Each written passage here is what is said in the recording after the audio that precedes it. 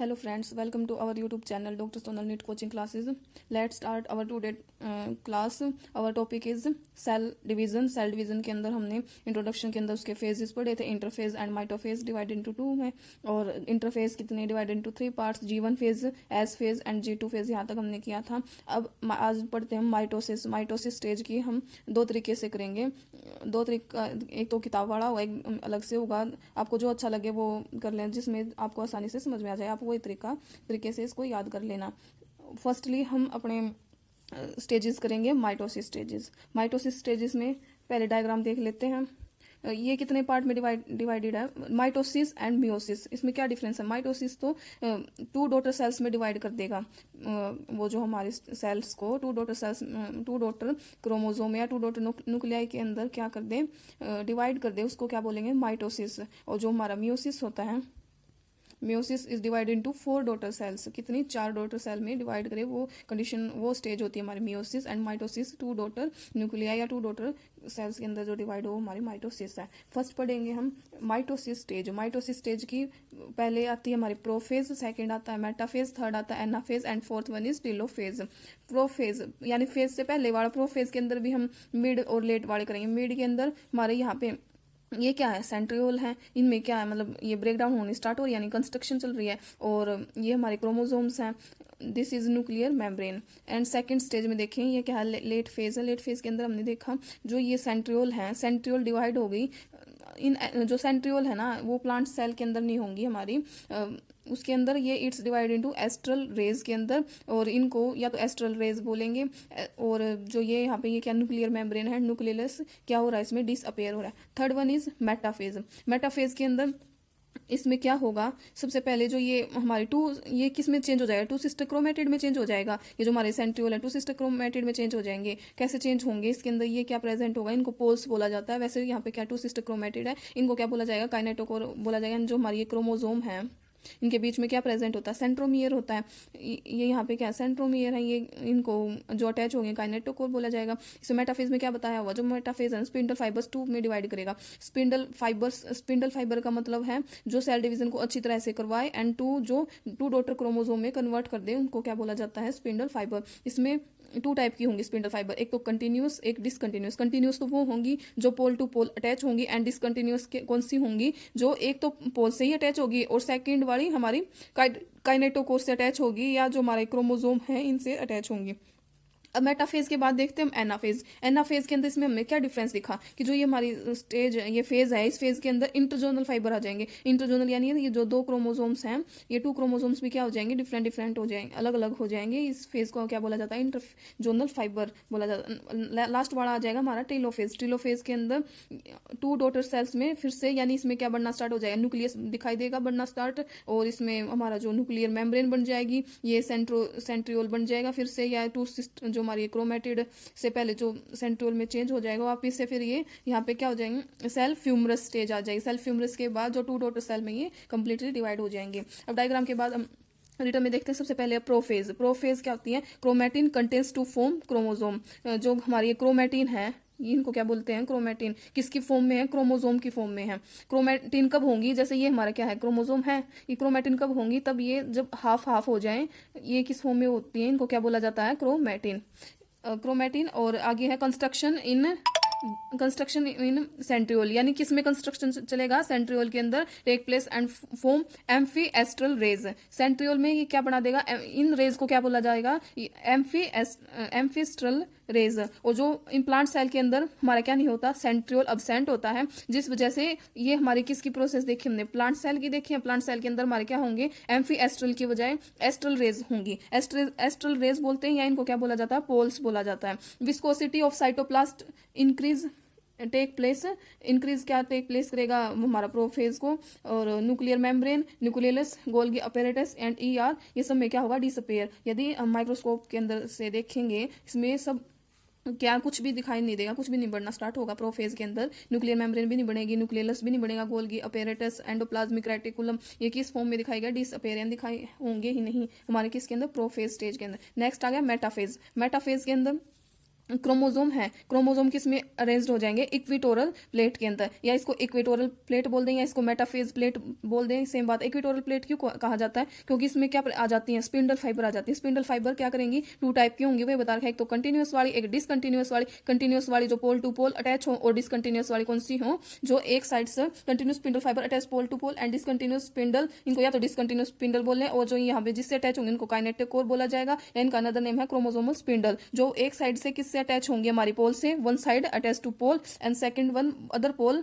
With of centromere of chromosome, और second में किससे अटैच होंगी, सेंट्रोमियर हैं जो हमारे क्रोमोसोम, उनसे अटैच होंगी। ये क्या हमारी मेटाफेज है।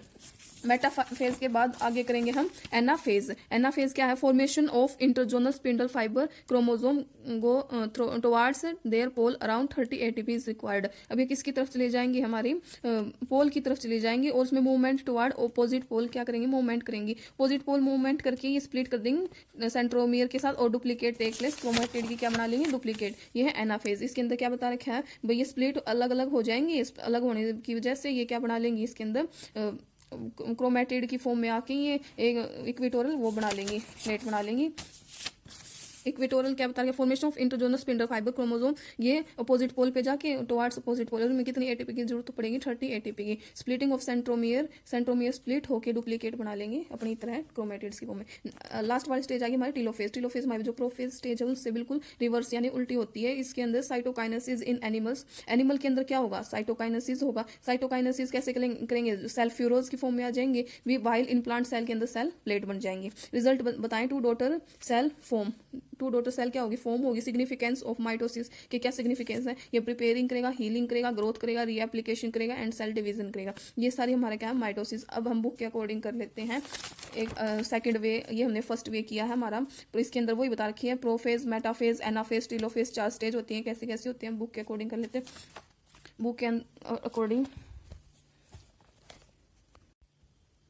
सेल साइकिल की हमने फेजेस की कौन कौन सी थी, एक तो इंटरफेज थी, एक मेटाफेज की। इंटरफेज के अंदर हमारे G1 फेज आएंगी, S फेज आएगा, G2 फेज आएगा, और M फेज के अंदर हमारी कौन सी होगी, माइटोसिस फेज होंगे। माइटोसिस फेज के अंदर हमने देखा है एक हमारी कौन सी स्टेज होती है, क्यूसेंट स्टेज होती है, जिसका मतलब कुछ ऐसी सेल होती है हमारे एनिमल्स, अडल्ट एनिमल्स के अंदर, जो do not appear to exhibit division, जो डिवीजन नहीं करेंगी। एग्जिबिट डिवीजन का मतलब जैसे हमारे जो हर्ट सेल्स होती हैं, इनवोलेंट्री जो हमारे मूवमेंट करवाती हैं, मैंने कुछ हमारी ऐसी सेल डिवाइड होती है जो ओकेजनली यानी एक स्पेसिफिक टाइम में ही जब उनको नीडेड हो रिप्लेस सेल करने की तभी वो लोस्ट करवाएं या इंजरी करवाएं या सेल डेथ भी हो सकती है सेल की। तो ये जो सारी सेल हैं, इन सेल के अंदर हमारी कोई भी G1 फेज एग्जिट नहीं होंगी, डिवाइड नहीं होगा G1 फेज के अंदर, सीधे एंटर हो जाएगी इनएक्टिव स्टेज में। उस स्टेज को क्या बोला जाएगा, क्यूसेंट स्टेज। क्यूसेंट स्टेज समझ में आ गया, कौन सी स्टेज, जो हमारी कुछ सेल ऐसी होती हैं जो डिसअपेयर नहीं होती डिवीजन में, तो उसमें वो सेल्स G1 फेज में एंटर ना होकर इनएक्टिव स्टेज में चली जाए, उस स्टेज को बोला जाता है क्यूसेंट स्टेज।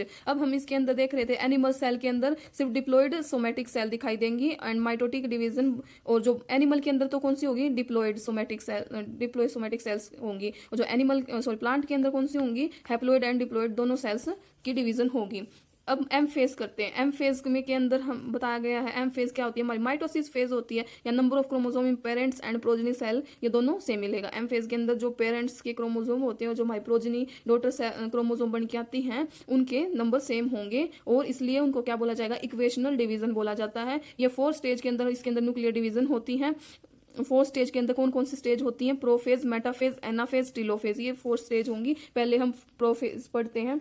प्रोफेज कौन सी होंगी, जो इनिशिएशन करवाए क्या, condensation, this one is prophase. इसके अंदर ये अर्ली प्रोफेज है एंड लेट प्रोफेज है, यानी फर्स्ट क्या करवाए, इनिशिएशन ऑफ कंडेंसेशन। कंडेंसेशन का मतलब क्या है, यानी जो सेल की डिवीजन करवाए प्रॉपरली, ये रिक्वायर्ड होता है division, cell division in proper form. सबसे पहले देखते हैं अर्ली प्रोफेज। अर्ली प्रोफेज के अंदर हमने क्या किया, इनिशिएशन कंडेंसेशन होगा। सेकंड क्या होगा, 2 daughter chromatid to attach together at centromere. जो 2 डॉटर क्रोमेटिड हैं किससे अटैच हो जाएंगी, सेंट्रोमियर से। इसमें यहाँ पे क्या क्या बताया गया है, जो क्रोमोसोमल है टुगेदर एट सेंट्रोमियर से टुगेदर हो जाएंगी, और इनिशिएशन हो जाएगा mitotic spindle and microtubule proteinaceous component of cell cytoplasm in the process. इसके अंदर S एंड G2 फेज के अंदर न्यू DNA डेवलप होगा फॉर्म के अंदर, बट इंटरवीन्ड नहीं होगा। इंटरवीन्ड का मतलब स्टार्ट तो हो जाएगी प्रोसेस, लेकिन अनटेंगल की फॉर्म में रहेगा। अनटेंगल का मतलब ये स्टार्ट हो जाएगा, लेकिन नेक्स्ट के अंदर 2 सिस्टर क्रोमेटिड बनेंगी। इसके अंदर कोई सिस्टर क्रोमेटिड नहीं बनती, इसमें सिर्फ प्रोसेस स्टार्ट होती है। किसके अंदर? प्रोफेज के अंदर।